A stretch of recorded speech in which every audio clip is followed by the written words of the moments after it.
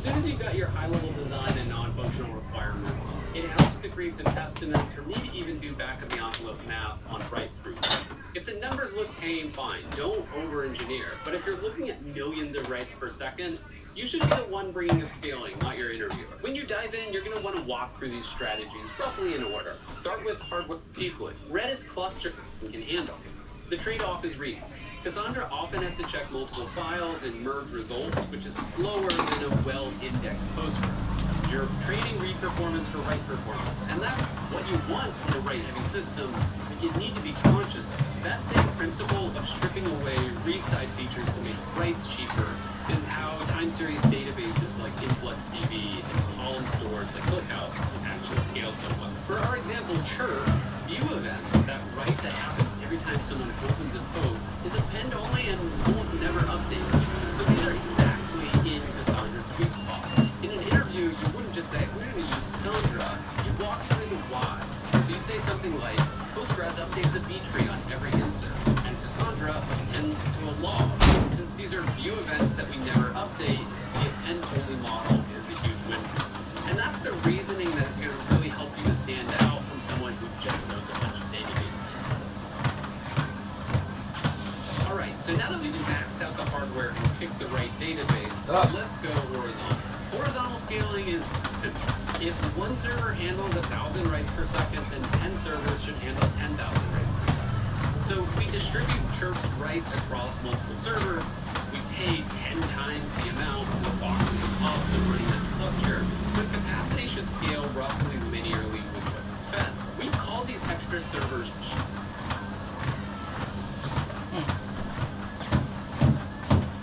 used in a lot of systems. You just drop writes that you can't process. This is called load shedding, and the trick is to that field honor row that you have to decide which shard it goes on. For chirp, that could be the user ID, a post ID, something else entirely. A good key spreads writes evenly across your shards.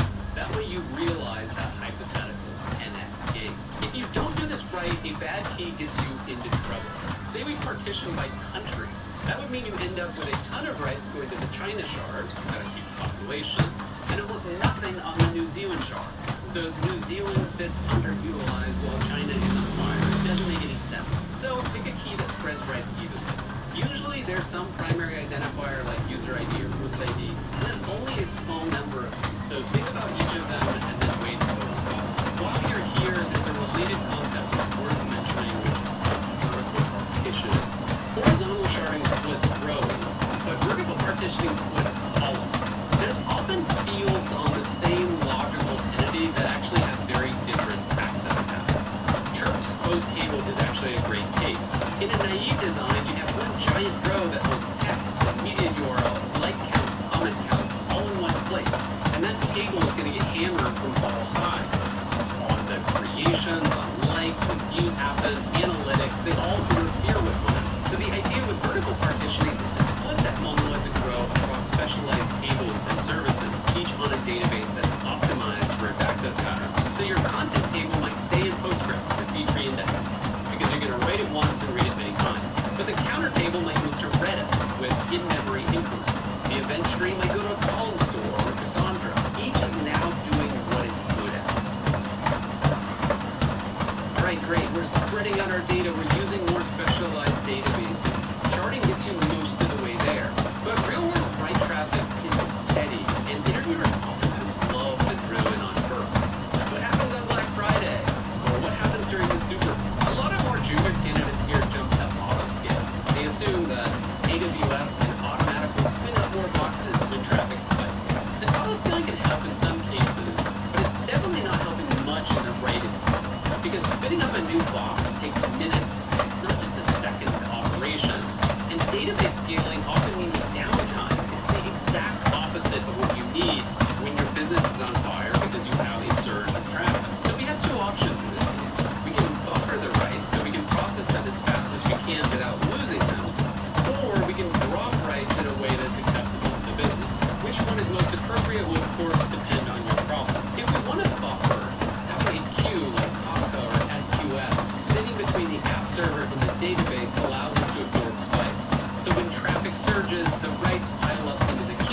instead of pounding the database, which keeps chugging at a sustainable rate. And then workers will pull off the queue and apply them at their own pace. In practice, this mostly means the app server accepts a write from the user, drops it into a queue, and then responds, "I got your chirp." The actual database write happens asynchronously a few seconds or up to minutes later. This has a few downsides. The first is that it's asynchronous, so the clients only know that their write was accepted into the queue, but didn't know that it was actually committed to the database. If they actually want to go read their own data, they might need a way to check back on the progress, which can be acceptable in some places, but not enough. But the bigger issue is that queues are only a temporary fix. If you're writing to the queue faster than workers can drain it, the queue can grow unboundedly. Writes are going to take longer and longer, and your users are going to get more restless. So use queues for a short-lived burst. They're not really a patch over a database that can't handle your steady state load. The other option sounds like a total cop-out, but it's actually really powerful and used in a lot of systems. You just drop writes that you can't process. This is called load shedding, and the trick is to drop the least valuable writes so the system can keep processing the important ones. If you consider Uber or Strava, where users are constantly reporting their location, a spike would mean our queue would blow up. But if we take a step back, our users are calling every few seconds with a fresh location. So if we drop one of their updates, it's not a big deal. Another one's going to be coming in 3 or 4 seconds that's actually more current. So load shedding is a release valve that keeps a bad situation from turning into a disaster. Some users are going to get a slightly worse experience for a few minutes, but your system doesn't fall over, and that's a way better outcome than total failure. Now, our first 3 strategies are accepting writes as they are and trying to deal with them. And this is going to work for a number of different scenarios. But in some cases, we have even more writes than that would handle. And for these cases, we're going to need to change the shape of those writes to make them easier to process. Let me explain that a bit. So every write has overhead, whether it's network round trips, transaction setup, index updates. Databases in general process batches way more efficiently than individual writes.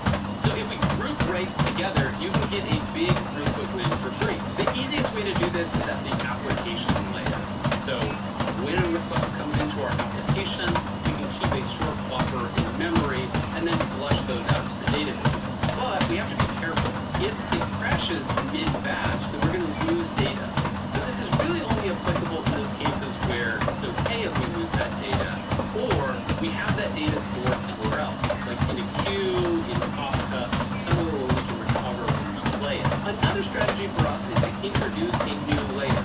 So say we want to keep a like count on every post on Chirp. Every like updates the count for that post. That's a new write. So one natural idea is to put a like batcher in front of the database. It's going to read a window of like events, tabulate the changes per post.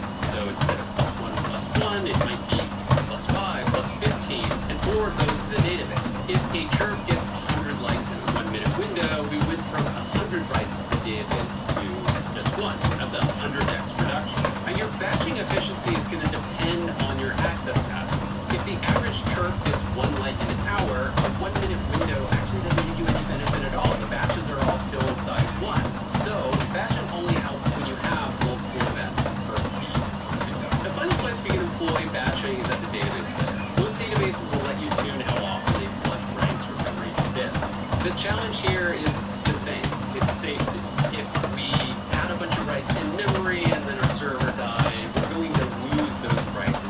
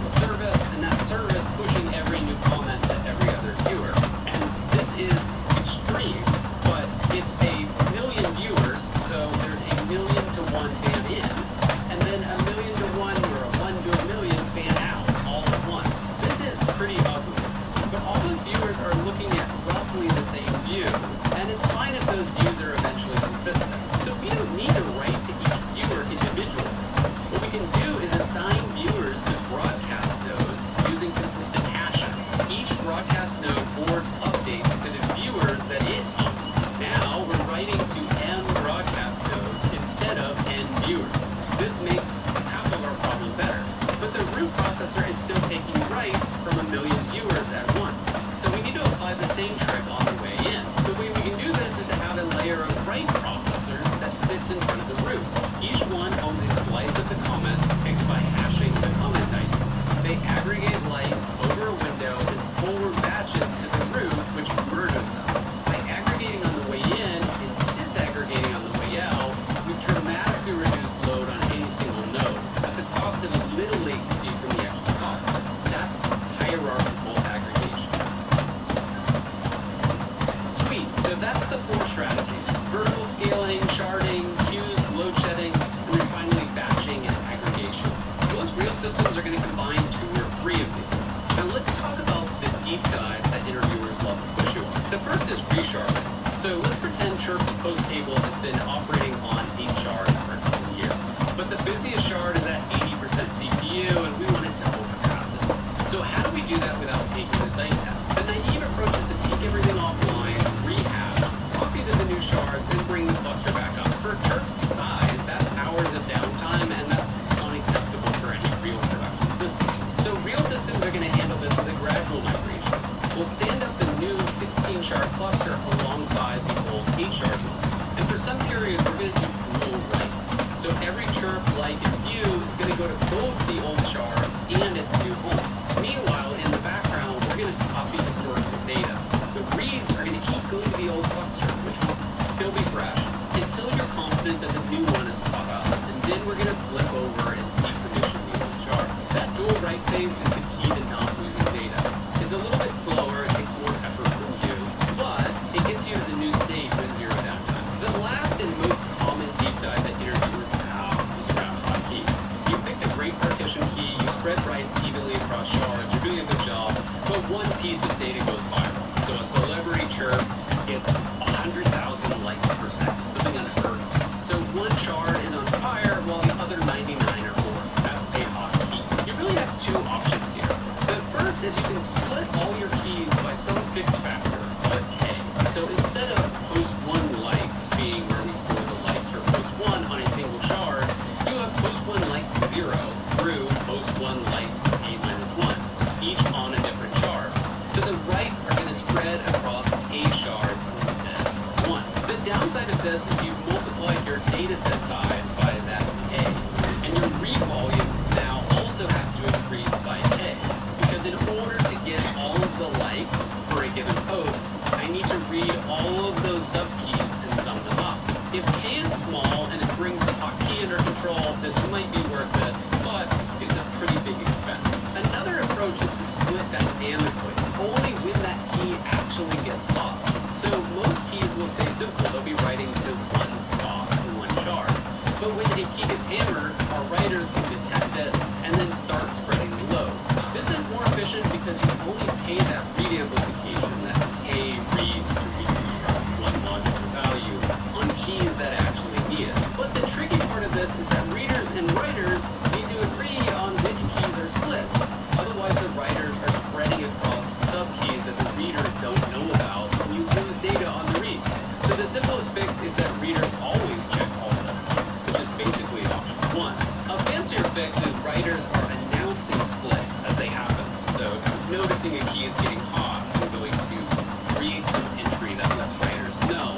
But that adds coordination complexity. In practice, most production systems just check all the subkeys on the read. Just a quick note, both these approaches really only work for data that can be aggregated, like likes, views, counts. They don't work for data that has to be atomic, like a user profile. But fortunately, that atomic data is rarely under the same rate pressure than the counts and variables. All right, we've covered a ton of ground here. I want to talk a little bit about the interview. Don't wait for your interviewer to ask how does it scale. You want to identify the bottleneck yourself. As soon as you've got your high-level design and non-functional requirements, it helps to create some estimates or maybe even do back-of-the-envelope math on write throughput. If the numbers look tame, fine. Don't over-engineer. But if you're looking at billions of writes per second, you should be the one bringing up scaling while you're interviewing. When you dive in, you're going to want to walk through these strategies roughly in order. Start with hardware and database choices. Then move into sharding and picking a partition key. You'll use queues or load shedding in most of the cases where that's not sufficient, and only in the extreme cases will you need things like batching